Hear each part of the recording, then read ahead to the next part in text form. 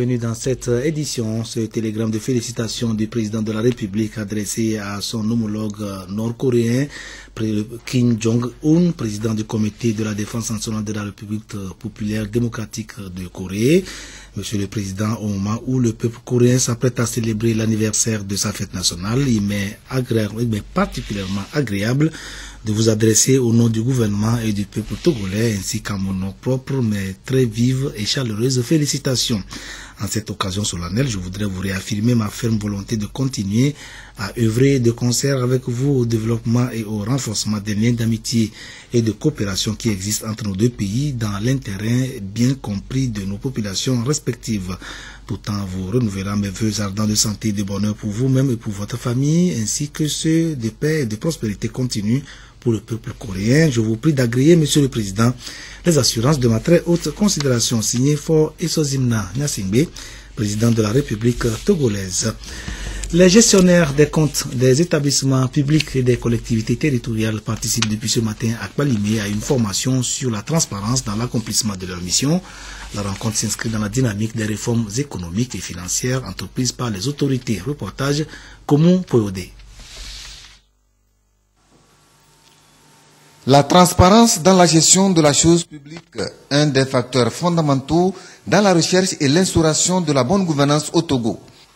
Le concept fait de plus en plus écho et les secrétaires de conseil, de même que les trésoriers des communes et établissements publics en charge de la production des comptes publics, s'évertuent à se conformer à la logique. Depuis ce matin, ils sont à l'école des stratégies et techniques en vue de la gestion claire et transparente des fonds publics. Qui dit gestion, dit reddition des comptes. Pour gérer, après les avoir géré, il faut rendre compte. On va leur rappeler les règles et les principes d'élaboration du budget, les règles et les principes d'exécution du budget, et avant d'aborder l'élaboration même du compte, et quand le compte est rendu, comment la Cour des comptes apprécie cela. L'objectif principal est de parvenir à l'assainissement des finances publiques, préoccupation majeure des autorités depuis 2006, avec des réformes engagées dans le secteur économique et financier. La gestion des finances publiques doit être gouvernée par trois principes cardinaux. La sincérité, la transparence et la redevabilité.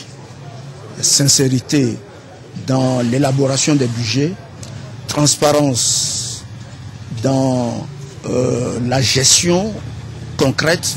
Il faudra qu'on puisse dire quand on dépense, à quoi ça sert, combien ça coûte, et si on ne pouvait pas dépenser moins bien que ça. Et troisième principe, donc la redevabilité, ça veut dire qu'il faut rendre des comptes aux mandants. Au total, 109 bénéficiaires prennent part à cette session de formation, la deuxième du genre, grâce à l'appui financier de la Banque africaine de développement, BAD. Regard croisé des partenaires de l'enseignement supérieur et des universitaires africains sur la mise en œuvre du système LMD sur notre continent, afin de permettre aux acteurs impliqués dans l'application de ce système de mieux comprendre son fonctionnement et ses atouts. L'UEMOA et la BAD ont initié cette rencontre d'échange qui s'est ouverte ce matin dans notre capitale. Cela fait 5 ans que le système LMD a fait son entrée dans les programmes universitaires togolais. Reportage Luc Assi, Christine Petchiki à Loudé. Le système LMD a été introduit en 2005 dans le système d'enseignement supérieur par la semestrialisation des cours pour basculer totalement dans la réforme entre 2008 et 2009. Aujourd'hui, le Togo est à sa 5e génération de licenciés LMD. Une réforme qui vise, entre autres, à réduire le taux d'échec, stimuler la mobilité, renforcer les compétences transversales et préparer plus efficacement les étudiants à la vie active. Cette rencontre de sensibilisation sur le système LMD est encore une occasion pour les partenaires d'échanger sur les enjeux de ce système. Il s'agit de continuer l'explication sur le LMD. Enseigner autrement, je crois que les experts qu'on nous a envoyés, ça va peut-être nous réconforter sur ce que nous avons déjà dit, ou nous ajouter encore des choses.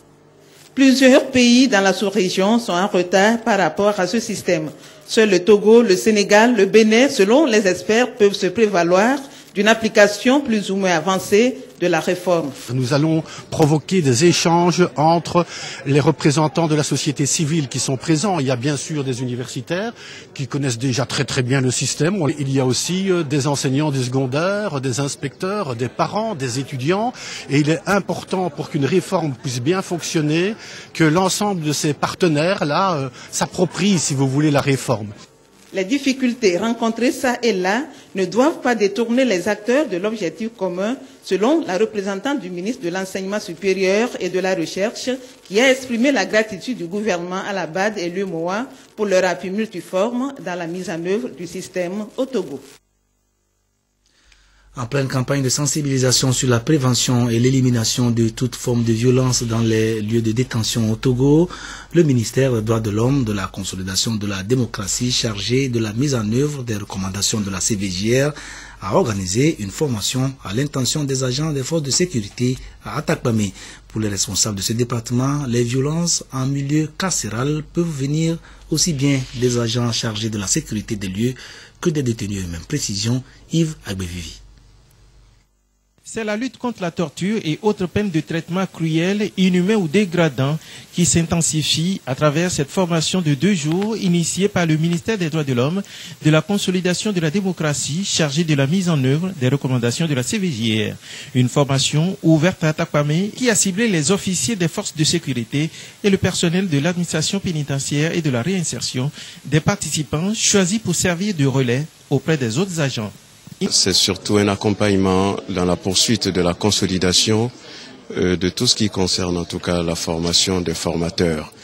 Et le présent atelier est d'une importance capitale dans la mesure où il permettra à toutes les personnes qui seront formées de pouvoir servir de courroie de formation pour les autres entités déconcentrées.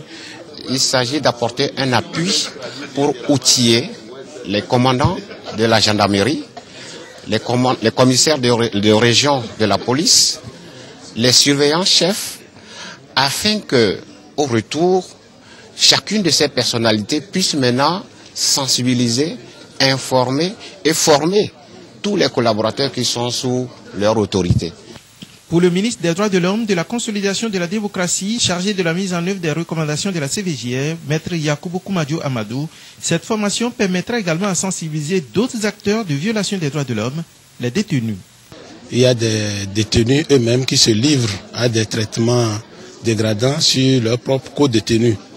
Mais nous avons tenu à attirer l'attention sur les agents que c'est eux qui ont la responsabilité de ces centres de détention et que même si ce n'est pas eux qui posent ces genres d'actes, une fois que ces actes sont posés dans les centres de détention, ils sont responsables et ils seront punis au même titre que ceux qui ont posé cet acte, sinon même plus grave. Leur sanction sera plus grave, d'autant plus que eux, ils sont détenteurs d'une parcelle de l'autorité.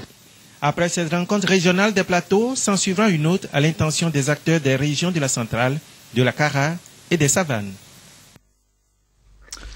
Une ambulance médicalisée pour le centre hospitalier préfectoral de Senkassé, c'est un don du chef de l'État Faure Gnassingbé pour renforcer les capacités de prise en charge sanitaire des populations de la région.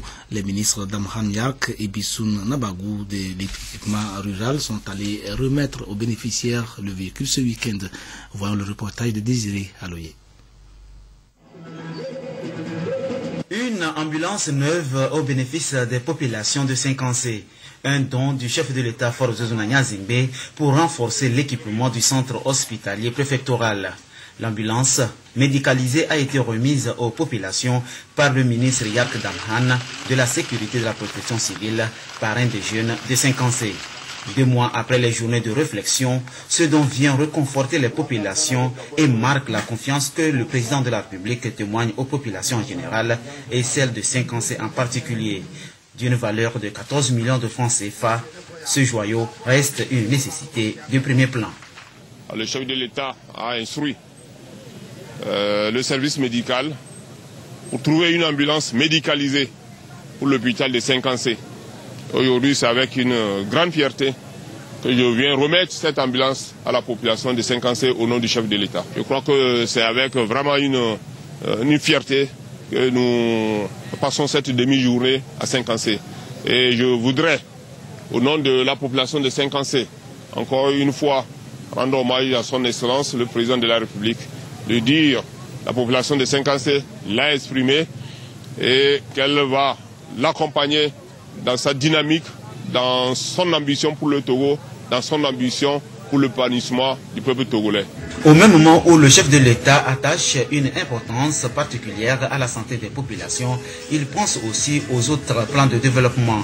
À ce sujet, il offre une enveloppe spéciale de 191 millions de francs CFA pour réaliser d'autres actions de développement, dont l'achèvement de ce bâtiment pour renforcer les infrastructures de l'hôpital de Saint-Cancé. Aujourd'hui, toute la population est très fière de toucher du doigt aux réalités, de toucher du doigt aux joyaux que le chef d'État voulait vraiment bien faire pour alléger un peu les souffrances de la population de Saint-Cancé. On ne peut que dire merci. Et nous trouverons d'autres moyens, d'autres canevas pour remercier encore davantage le chef de l'État pour son écoute, pour son appui multiforme pour la population de Saint-Cancé. Pour évacuer un malade, on cherchait un taxi brousse et nous savons que ce ne sont pas les conditions idéales pour évacuer un malade. Mais aujourd'hui, cette ambulance nous permet d'évacuer nos malades dans des conditions médicalisées et dans des conditions de sécurité. Je voudrais rassurer à son Excellence Faure-Issa Gnassingbe, le Président de la République, que cette ambulance, il sera fait un très très bon usage, et ceci au profit de la population de Saint-Cancé pour la bonne prise en charge médicale des malades. Occasion aussi pour le ministre Yark, accompagné de son homologue de l'équipement rural Bissou Nabagou, de sensibiliser les populations sur la fièvre hémorragique à virus Ebola en leur demandant de respecter les consignes données par les spécialistes. Il a en outre appelé les populations au respect de l'autorité et de la chose publique. Pour le ministre Yark, le port du casque et le respect d'autres consignes du code de la route évitent les accidents pour donner moins de travail à cette ambulance. Dans la foulée, il a informé les populations de Saint-Cancé que d'ici à un mois, leurs cartes d'identité nationale leur seront établies sur place dans un nouveau bâtiment de commissariat de police de la ville.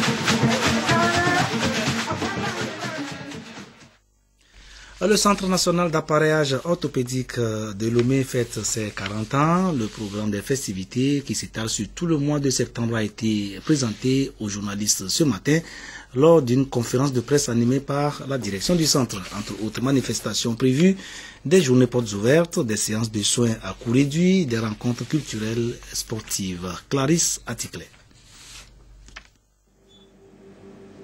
Depuis 1974, le Centre national d'appareillage orthopédique et de rééducation fonctionnelle CNAO de Lomé est au service des personnes en situation de handicap. 40 ans donc que le CNAO offre des soins à ces personnes souvent marginalisées pour leur permettre de reprendre leurs activités quotidiennes et de s'insérer dans la vie sociale. Dans le cadre de la commémoration de cet anniversaire, les responsables du CNAO ont voulu mieux faire connaître ce centre, sa mission et les services offerts afin que les médias puissent relayer l'information au public. Nous faisons l'appareillage, la rééducation fonctionnelle, kinésithérapie, l'orthophonie.